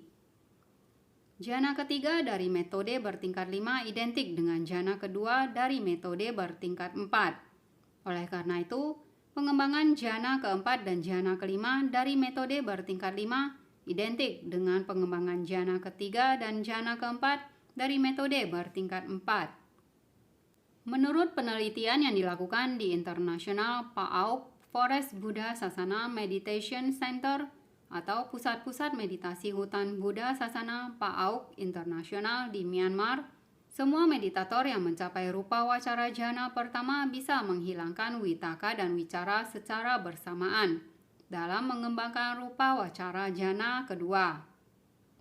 Jadi, metode bertingkat 4 dalam menghitung rupa wacara jhana berlaku pada hampir semua meditator. Sedangkan metode bertingkat 5 diperlukan hanya pada beberapa kasus pengecualian. Akibatnya, alam-alam rupa wacara tempat para meditator akan dilahirkan kembali setelah mereka mengembangkan dan mempertahankan jhana masing-masing sampai mereka meninggal, diberi nama sesuai dengan metode bertingkat 4. Bab 3 selesai. Silakan lanjut mendengarkan bab 4, kesadaran terhadap nafas, Anapanasati. Terima kasih. Namo Buddhaya.